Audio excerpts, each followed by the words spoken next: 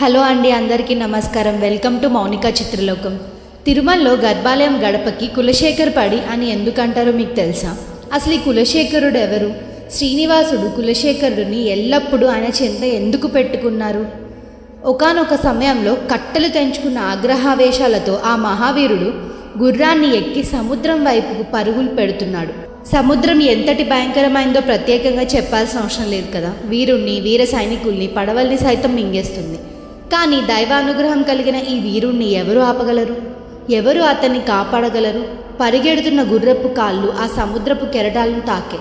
ఆ తర్వాత ఏం జరగబోతుంది? అసలు ఎవరితను? ఎందుకు ఇలా చేస్తున్నాడు? ఇవన్నీ ఈ వీడియోలో చూసి తెలుసుకుందాం. కొంతమంది ఈయన్ని రాజ్యానికి రాజుగా చూస్తారు, మరికొంతమంది అతన్ని పరమరామ భక్తునిగా చూస్తారు. ఆయన గురించి తెలిసి తెలియని వాళ్ళైతే పిచ్చివాళ్ళ చూస్తారు. ఆయన ఎవరు అంటే ఆ శ్రీ మహావిష్ణువుని తమ పద్యాలతో, పాఠాలతో ఎల్లప్పుడూ అలరింపచేసే ఒక రకమైన భక్తితో దేవునిపై పూర్తిగా ప్రేమలో మునిగి తేలుతూ ఉంటారు. వాళ్ళనే ఆళ్వార్లు అంటారు. అలాంటి ఆళ్వార్లు 12 మంది ఉంటారు. వారిలో ఒకానొక ఆళ్వారే ఈ కులశేఖర ఆళ్వార్. ట్రావెన్కోర్ చరవంశానికి చెందిన రాజు ఇతను. ఆయన శ్రీ మహావిష్ణువు కౌస్తుభాంశుతో జన్మించారని చెప్తుంటారు. ఆయన చిన్న వయసులోనే అన్ని విద్యల్లో ఆరితేరిన వీరుడవుతాడు. యుద్ధంలో పాండ్యులపైన ఆయన నేరుగా విరుచుకుపుడుతూ ఉంటాడు. అతని యుద్ధ నైపుణ్యానికి ముచ్చటపడిన పాండ్యరాజు తన కూతుర్ని ఆయనకిచ్చి వివాహం చేస్తాడు. వారికి 2 బిడ్డలు, అబ్బాయి దిదవర్ధనుడు, అమ్మాయి ఇలయ. అలా సాగుతూ ఉండగా ఆయనకి రాజుగా ఎంతో గొప్ప కీర్తి ప్రతిష్టలు పెరుగుతున్నప్పటికీ ఆయన ధ్యాస అంతా శ్రీరాముడిపైనే ఉండేది. ఆయన ఎంతసేపు బ్రాహ్మణులు, వైష్ణవులు పురాణ గాథలు చెప్తూ ఉంటే అవన్నీ విని తరించిపోయేవాడు. ఒకరోజు సభాముఖంగా ఒక బ్రాహ్మణుడు రామాయణంలో అరణ్యకాండ గురించి చెబుతూ, రామునిపైకి 1000 మంది రాక్షసులు ఆయుధాలను సంధిస్తున్నారు. ఎంతోమంది రాక్షసుల మధ్య రాముడు మాత్రమే ఎదురుగా నిల్చొని వారితో యుద్ధం చేస్తూ అలసిపోతూ ఉంటాడు. రాక్షసులు ఆయన మీదకి దూకుతూ ఉంటారు అని చెప్తుంటారు. రాజు లేచి నిలబడి చేతికి పదునైన కత్తి పుచ్చుకొని, నా రాముడి మీదకే వస్తారా? ఆగండి, వస్తున్నా. భట్లారా పదండి, యుద్ధానికి సమరశంఖాలను పూరించండి అని గట్టిగా అరుస్తాడు. అది విని కంగారు పడిపోయిన సభికులు అయోమయంలో పడిపోతారు.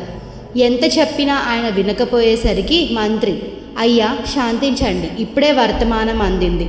ఆ శ్రీరాముడు ఆ రాక్షసులందరినీ చంపి ఇప్పుడే ఇంటికి బయలుదేరారంట అని చెప్తాడు. దాంతో శాంతించిన రాజు, అది మా రామయ్య ముందు ఈ రాక్షసులు నిలవగలరా అని మీసాలు తిప్పుతూ నవ్వుతాడు.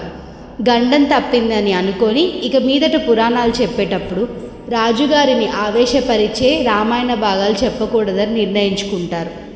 ఒకనాడు ముఖ్య పండితుడికి ఆరోగ్యం సరిగ్గా లేకపోవడంతో అతని కుమారుడు రామాయణ విశేషాలు రాజుకి బోధించడానికి పంపిస్తారు. ఆవేశపరిచే రామాయణ భాగాలను చెప్పకూడదని తెలియని ఆ యువ బ్రాహ్మణుడు సీతాదేవిని రావణుడు మారువేషంలో వచ్చి ఎత్తుకుని పోయే సన్నివేశాన్ని వివరిస్తూ ఉంటాడు. రావణుడు జటాయు పక్షిని చంపి సీతాదేవిని సముద్రం మీదుగా మేఘాల్లో తీసుకువెళ్తాడు అని అనగానే రాజు కట్టెలు తెంచుకున్న ఆగ్రహ ఆవేశాలతో ఎర్రగా మండుతున్న కళ్ళతో గుర్రాన్నే సముద్రం వైపుకు పరుగులు అందించి వెళ్తూ ఉంటాడు. భటులు, మంత్రులు, ప్రజలు ఆయన వెంట పరిగెడుతున్నారు. ఎదురుగా సముద్రుడు, రాముడంతటి వాడే నన్ను వేడుకున్నాడు, నీవెంత అన్నట్లు అల్లతో ఎగిసి పడుతుంది సముద్రం. హోరుగాలి వల్ల ఆ సముద్రపు ఇసుక కళ్ళని కప్పేస్తుంది. అయినా రాజు ఆగడం లేదు.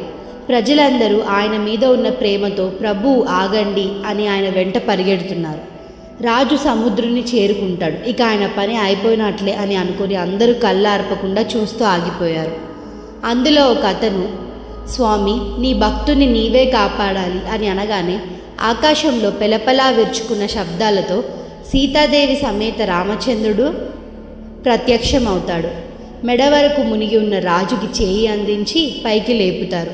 స్వామి నీరా అని అంటుండగానే, అవును కులశేఖర, నీ భక్తికి నన్ను ఇక్కడి దాకా తీసుకువచ్చింది.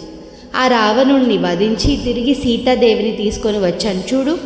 కాబట్టి నీవు ఎటువంటి చింత పడకుండా ప్రజలందరినీ క్షేమంగా చూసుకో అని చెప్పి మాయమైపోతారు. స్వామివారు సెలవిచ్చినట్లే రాజు ప్రజలందరినీ సుఖంగా చూసుకుంటూ ఉంటాడు. తన రాజ్యంలో ఏ బ్రాహ్మణుడు కానీ వైష్ణవుడు కానీ కనిపించినా పిలిచి మరీ ఆతిథ్యం సమర్పించి వాళ్ళకి ఏం కావాలో అడిగేవాడు. వచ్చిన వారందరికీ అడిగింది లేదనకుండా ఏం కావాలన్నా తెప్పించి మరీ పంపించేవాడు. కొన్ని రోజులకి తన కుమారుడైన దిదివర్ధనుడికి పట్టాభిషేకం చేసి తన కూతురైన ఇలయతో కలిసి తనకు ఎంతో ఇష్టమైన శ్రీరంగంలో తన శేష జీవితం గడపాలని నిర్ణయించుకొని వెళ్ళిపోతాడు. అప్పటికే కలియుగం ప్రారంభమవుతుంటుంది కాబట్టి ఈసారి కులశేఖరుడికి స్వామివారు వెంకటేశ్వర స్వామిగా కనిపించి, నాయన, నీ జీవితాంతం నన్ను భక్తితో ఆరాధిస్తూనే ఉన్నావు, నీకేం వరం కావాలి అని అడుగుతారు.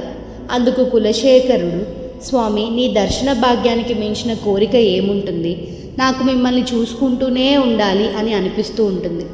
ఎల్లప్పుడూ ఏ జన్మలోనైనా మీ కలువ పువ్వు వంటి అద్భుతమైన ముఖాన్ని ఇలానే చూస్తూ ఉండేలా నీ ముందు గడపలా మారేలా అవకాశం ఇవ్వండి అని అడుగుతాడు. వెంటనే శ్రీనివాసుడు తదాస్తు అని అంటారు. మరుక్షణంలో ఆయన తిరుమల ఆలయంలో కులశేఖర్ పడిగా మారిపోతారు. పడి అంటే గడప అని అర్థం.